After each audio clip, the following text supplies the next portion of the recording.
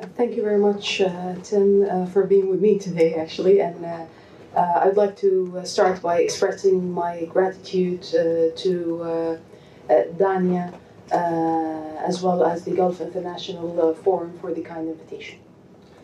It was nearly 2 years ago that Saudi Arabia, Bahrain, UAE, and Egypt implemented the embargo or blockade. Let's do just economics 101. The impact of this blockade on ground transportation, on air transportation. Let's talk strictly economy for the moment. What are the initial impacts 2 years ago? Absolutely. So when this blockade started, June 5th, 2017, suddenly we woke up in the morning. The land borders were closed. The sky, the sea. We were unable to mobilize anything into Qatar, outside Qatar. So it was a 360-degree blockade in the first at least 48 hours or so. It wasn't until we were given a passage through Iran, with which a country with which we didn't have any diplomatic ties at the time.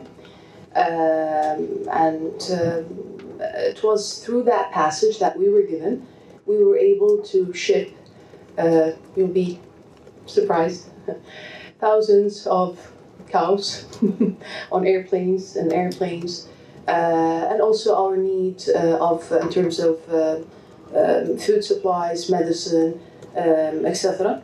In addition to this and that, let's remember that Qatar is a country that's preparing for the World Cup. So all the material we used to get for the World Cup in terms of construction, etc., used to come through either Saudi, the land borders, the only land borders we have, or United Arab Emirates. So we had to, what we describe today as diversifying our supply chains. And today, as we're talking, Qatar imports its goods from everywhere.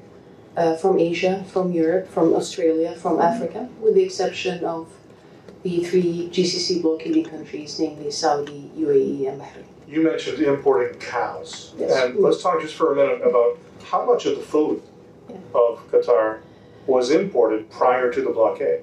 You mean through the blockading countries? Yes. So 90% of our food and medicine used to come through either Saudi or United Arab Emirates, and that's why the situation at the time was a very sensitive, critical situation. Many people, when they think of Qatar, they think of a country with the highest per capita income, right? But when you think about it as a dry land country, with no resources when it comes to access to fresh water, etc., and food, and so on and so forth, that was very critical for us. Of course, today in place we have plans for the future. We just inaugurated an energy plant that would secure Qatar energy and water for the coming years, basically. Before we get into the relationships of the various countries, explain to me the crisis team. When this first unfolds in June of 2017, those first 48 hours, those first 3, 4, 5 days, who's sitting down? What's the discussion? How is this going to be addressed within your own government? Well, I was not necessarily part of every group, as you can imagine, but many of my colleagues have been describing this to me in retrospect. And the entire country turned into a big, giant crisis group in a way. Committees were formed, working groups were formed. Everyone, it was Ramadan, everyone was awake almost 24/7. The entire country, really. And here it's worth noticing that it wasn't only Qataris. And we're very proud of the fact that it was both Qataris and non-Qataris, like residents of Qatar. Both of them came together, working together. And that's why, just to give you one example, His Highness the Emir, in the first address to the nation after the blockade, he actually thanked both and he echoed the same gratitude during his first address at the UN General Assembly, September 2017. Let's talk relationships. You mentioned Iran. Almost immediately made available routes for you to enter and exit your own country. Absolutely. What was your relationship prior to the blockade with Iran, and how has that changed? So if you all remember, like a year before the blockade, 2016, a diplomatic crisis started between Iran and the GCC altogether due to the unfortunate event of protesters in Iran attacking the Saudi consulate, if I remember that well. And as a result of that, actually Qatar, as part of the GCC, did cut off the diplomatic ties with Iran. Unfortunately, it was Saudi that blockaded us and not Iran a year after that. I'm going to interrupt just long enough. As we go here later in the conversation, you'll have an opportunity to ask questions. So if things pop to mind during the conversation that you think, oh, I would like to ask Her Excellency, you should all have a little card there in front of you, and just jot down your question and let one of the folks working know, and we will collect those and make sure your questions get asked as we go as well. Let's talk about the demands with the embargo. There was a list, and I jokingly say in the United States, if someone kidnaps or tries to extort someone, they will ask for what they want. They will say, I would like a helicopter, I would like an airplane, I would like so much money, and then they ask for something crazy. And that's so that later they can be deemed, oh, they weren't thinking in their straight mind. I would argue that on the list, of the 13 items on the list, most of the items were crazy. And there were one or two that you could debate whether or not they were legitimate diplomatic questions. But let's talk about some of those. There was a request that you shut down completely Al Jazeera. Absolutely. I mean, you got this completely right. I mean, those demands we believe were designed to be rejected. And as a matter of fact, there was a comment by the State Department here in the States describing these demands as non-actionable and unreasonable. One of which is actually shutting down Al Jazeera, but that only speaks of the kind of mindset that currently, unfortunately, exists in the blockading countries, a mindset that does not tolerate different voices, multiplicity of opinion. This is the reality of the situation. And the rest of the demands, I mean, they were put there just as some sort of decoration, maybe. But we really believe that this was one of the core demands that they still have. And the reason is very simple, very straightforward. These are people who have hundreds, maybe thousands of prisoners of conscience. They cannot tolerate any different voice. And, I mean, let's all remember that Saudi actually did cut off its diplomatic ties with Canada over a tweet. A tweet about human rights, right? So may God be with us. We have Al Jazeera. There were a couple questions where you talk about different voices, different opinions. There were two issues on there that seemed very conflicting. I think it was the number 8 demand was that you would follow and join your neighboring Arab Gulf and Arab countries politically, socially. That might have been the number 11 demand, but politically, socially, diplomatically, and so on. And one of the other demands was that you recognize the sovereign nature and that each state should be left to follow their own, and that you not interfere in others. And it seemed like those two were in great conflict, that if they're asking you not to interfere in any other country, shouldn't they have that same respect for Qatar? Absolutely. But then there was a third very interesting demand. That was almost an open check. They wanted us to compensate them for, I don't know what exactly, financially, and that was actually a demand. An amount to be determined later. Exactly, and no expiry date as well. So this just speaks of, once again, I mean, we really don't know what the intentions were, but no country with sovereignty would ever accept that. Why would you accept that? The list of demands had a 10-day deadline. That deadline came and went. Later they came back with a slightly supplemented list, that included getting rid of the World Cup, that you would give up the World Cup in 2022. And one of the things you and I spoke yesterday, and I said, what struck me as odd there is I happened to be in Africa in the time when South Africa was going to host in 2010, when South Africa was scheduled to host the World Cup. And the entire continent took great pride in that.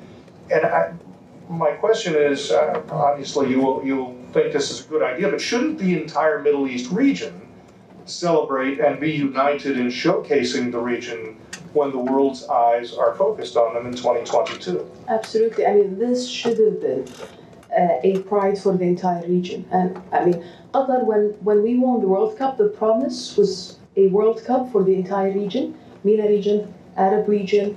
As a matter of fact, that was not only a rhetoric. Part of the projects, the World Cup projects, went to small and medium companies in neighboring countries, including some of the blockading countries. That was from our side. We felt that this was a commitment towards our region. This was a chance, still by the way, is a chance for us to showcase the beauty we have in our region. I mean, once again, this is a rich region. This is a region with history, with civilization. It's not only about war. It's not only about conflicts. And unfortunately, I mean, they seem to insist to spoil this one moment that could have unified us. Still, of course, we still have a chance. Still, we have a couple of years until we reach 2022. But our promise, despite all of this, our promise is the following. I mean, even if the blockade continues, fans from Saudi, from United Arab Emirates, from Bahrain, and obviously from Egypt, all of them are welcome to come to Doha to enjoy the World Cup.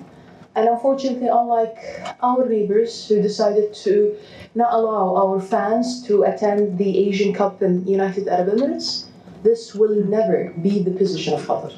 Congratulations on winning the Asian Cup. Thank you so much. Let's talk, you did not meet the demands, so the list. So let's talk about where... Well, the demands expired. That's right. Remember, 10 days. I mean, yeah. Kuwait has tried to be a voice of reason in this. Explain the relationship of Kuwait with all of the Gulf countries. No, I mean, once again, we look at Kuwait, as you said, as the voice of reason today in the GCC, a source of for wisdom. His Highness Sheikh Sabah, the Emir of Kuwait, is looked at Al-Khater as the father of the GCC, of all of us. Honestly, we very much appreciate the stance of Kuwait and the Kuwaitis in terms of mediating trying to mediate the current the conflict and the talks and everything. This is much appreciated, and in terms of the relationship between Qatar and Kuwait, they couldn't be better, to be honest. And I think Kuwait has this balanced approach towards everyone in the region, so they keep their ties with all countries in the GCC and beyond, Saudi, United Arab Emirates, Qatar, and we think that this is good and healthy because it puts them in a good position to facilitate the talks should these talks take place in the future. In any family, let's say there are 5 or 6 siblings, as they grow and they go their various ways, sometimes relationships within that family get difficult. One sister is doing very well, someone else is upset about that. And it's very difficult to maneuver. That only grows exponentially on the world stage. And when we see relationships between different states, between different countries, sometimes the relationship with one impacts your relationship with another. The United States' great nemesis in the region is Iran. You have a wonderful relationship with the United States, and yet the crisis has put you in a position where you now work regularly with Iran. Does that have an impact on your relationship with the United States?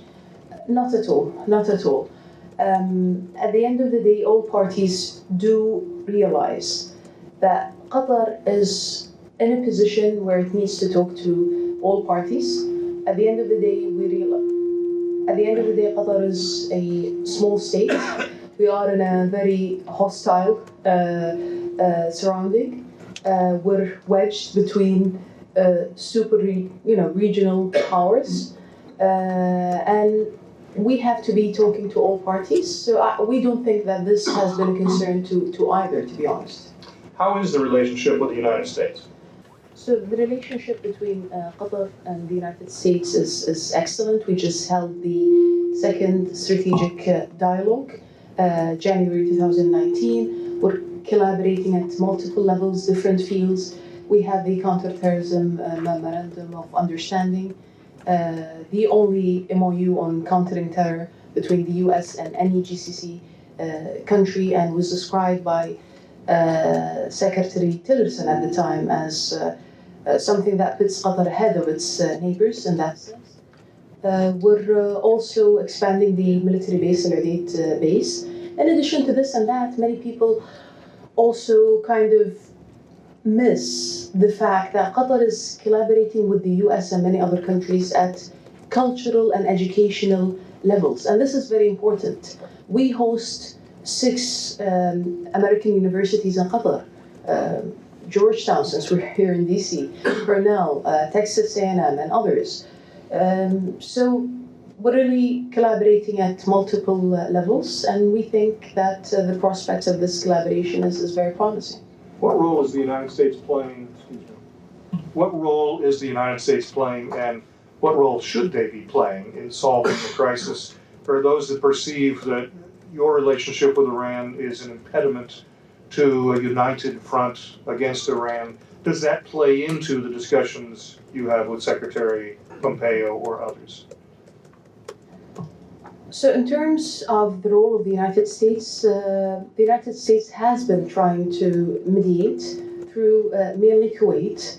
There have been many rounds of talks, to be honest, trying to open back channels. There have been many calls from American officials. None of them was answered by our neighbors. All of them were answered positively by us. But we still think that some pressure could be exercised on our neighbors. Just to give one example, joint military exercises under the US umbrella are still happening between all GCC countries.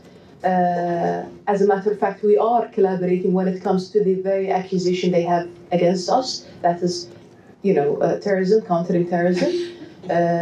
We hold regular meetings, GCC countries and the US all together on countering terrorism. We have designated lists jointly with our neighbors, including the blockading countries. So just like they're collaborating with us when it comes to military and countering terrorism, we think that there is a possibility then to collaborate in other fields as well. Let's turn the question around. You mentioned expanding the military base. You mentioned doing joint military exercises. How does that potentially impact your relationship with Iran? That's a good question. And this tells you the difference between someone who's trying to act based on rational choice theory, let's put it this way, and others who are acting based on, sentiments maybe, right? So one of the first calls we got in the beginning of this blockade, despite that we didn't have any diplomatic ties at the time, was actually from Iran, right? So once again, as long as you're, acting in the field of politics and international relations as a rational actor, you're willing to have compromises here and there, and this is what we've seen in the relationship with Iran. We've not touched at all on your relationship with European countries. How has that changed? How has that strengthened? Who has been your good friends in this time of trouble? All of them, to be honest. All of them, to be honest. I mean, one of the first remarks that were made in the beginning of this blockade, rejecting the measures that were taken, came out of Germany, just to give you one example. But then the French president was in Doha almost 6 months after the blockade, and he called upon the blockading countries to lift the measures. And I can tell you the same about the UK and the rest of the European Union. The relations have only strengthened for a reason. I mean, in the past we had the burden, now we call it the burden. It wasn't at the time, at least this is not how we perceived it at the time. of trying to do things through certain structures and taking into consideration certain sensitivities, especially sensitivities that our big neighbor has. This is no longer the case, and that's why Qatar's strategy today is to strengthen the bilateral relations with everyone, and this includes, of course, European countries. Again, if you have questions, you should have little cards there in your seat. If anything pops to mind, please scratch it down, and as long as it's not too outrageous, we'll go ahead and ask it. The blockade initially was intended to weaken your nation. Has it, or has it in some ways strengthened you as a nation? No, it has not weakened us. As a matter of fact, we keep talking about it now as a blessing in disguise. The very fact that we are today more independent when it comes to our food security, when it comes to even our foreign policy. Once again, I mean, this independence proved to be right and useful because at least currently we're not implicated in some of the impulsive policies that we see coming out of some neighboring countries.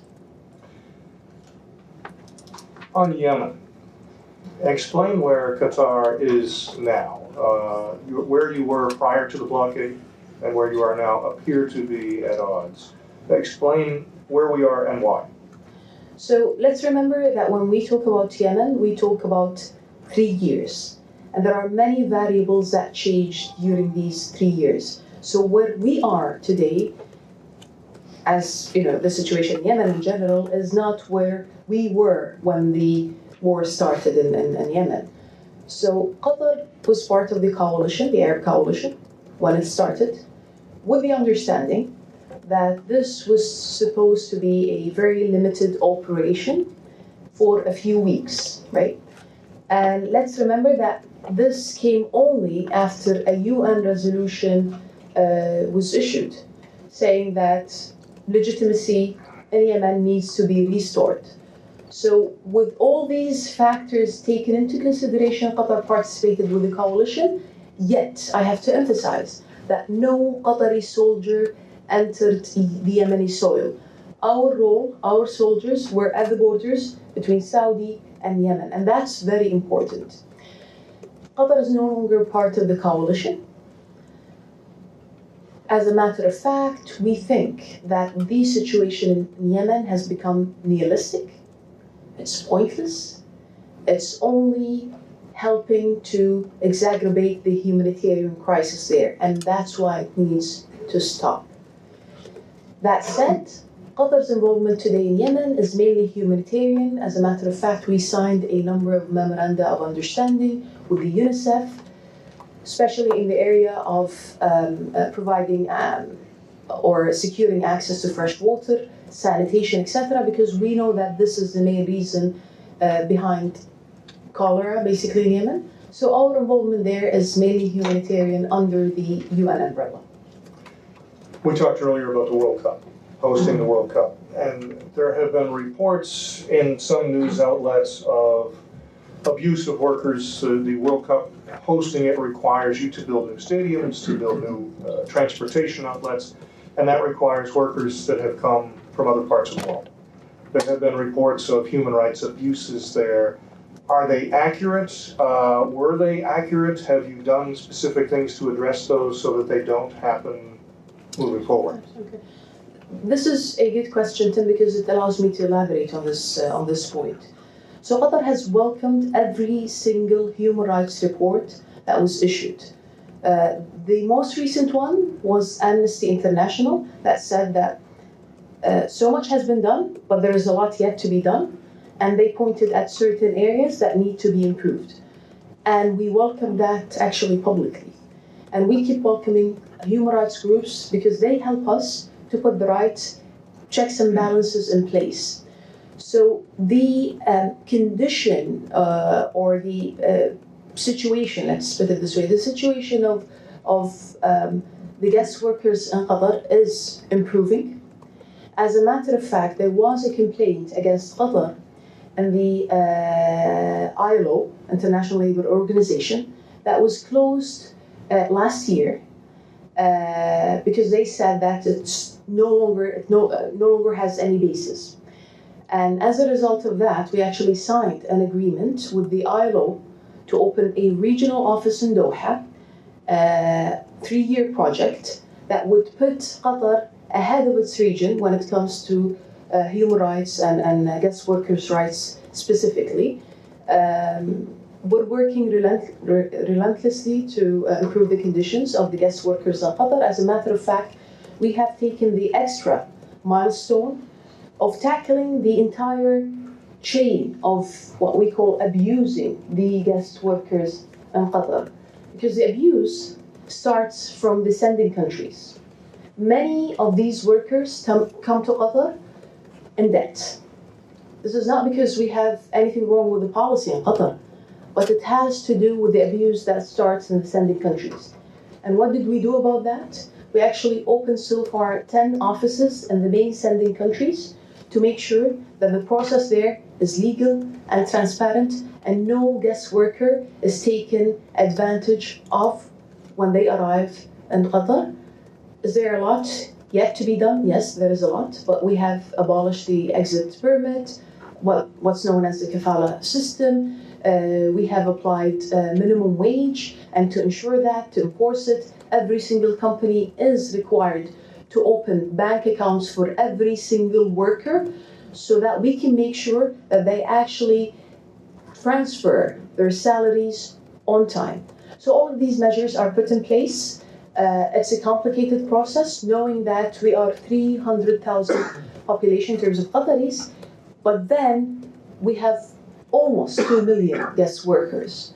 So this process takes time. We have hotlines that the workers can resort to in different languages. We have signage in different languages now so that they have easy access to healthcare and other things. We are, by the way, the only country in the world that provides universal healthcare, inclusive, free of money to everyone. Every guest worker in Qatar has that.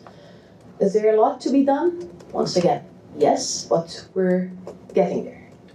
On the Gulf crisis itself, what steps need to be taken both by the other four countries, but by yours? What steps need to be taken to effectively solve this?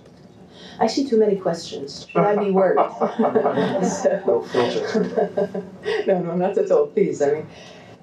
So in terms of the steps, because we get asked this a lot, let's just remember one fact. Qatar is not the aggressor here.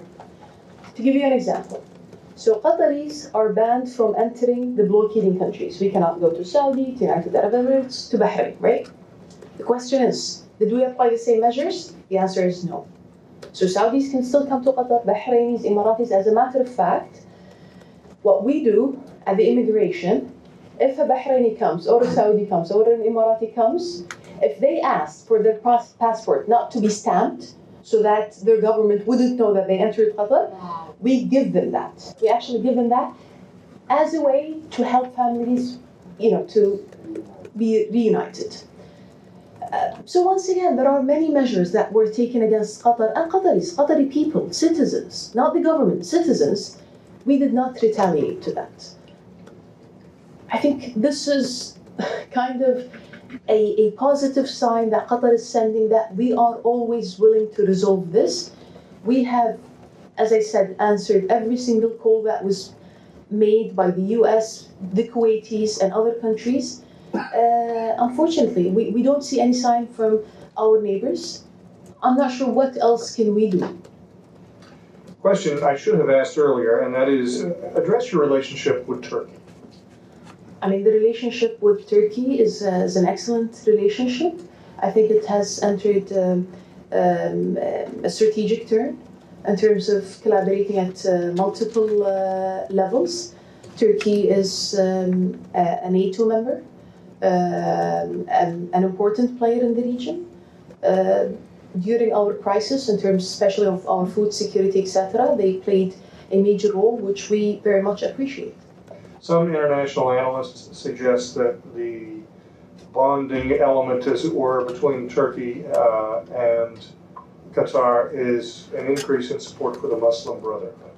Is that an accurate suggestion? I don't think so, not at all. I think that this relationship is a solid relationship because it's based on mutual interest. Both are, as I said, rational actors. We know what we need from Turkey. Turkey knows what it needs from Qatar. And once again, Qatar is engaging in strategic dialogues and relations with many countries in the region and many countries globally. I mean, we have a strategic dialogue with the US. Let's remember that. And this is the most important strategic relationship that we have on Qatar. But we also have a strategic dialogue with the UK and a strategic dialogue with France. And as a matter of fact, recently Africa has become more and more relevant to us, especially in terms of the food security.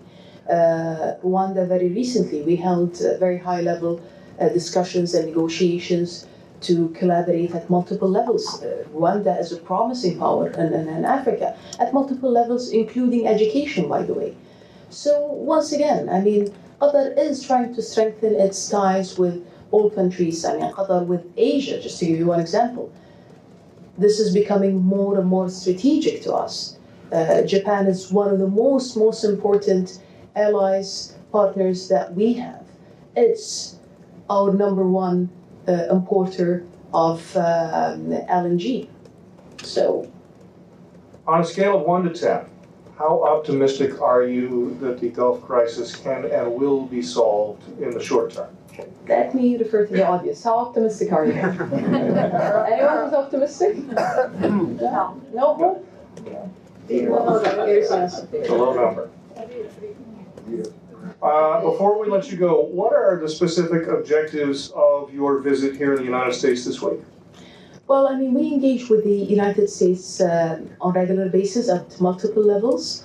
In my capacity, it's meeting with journalists, meeting also with officials, think tanks, etc. So once again, I mean, those visits happen all the time. It's very important. We receive delegations from the US all the time, and we have multiple discussions. I mean, from education to policy, interestingly enough, even religion. Your Excellency, thank you very much for doing this. We appreciate it. Thank you so much.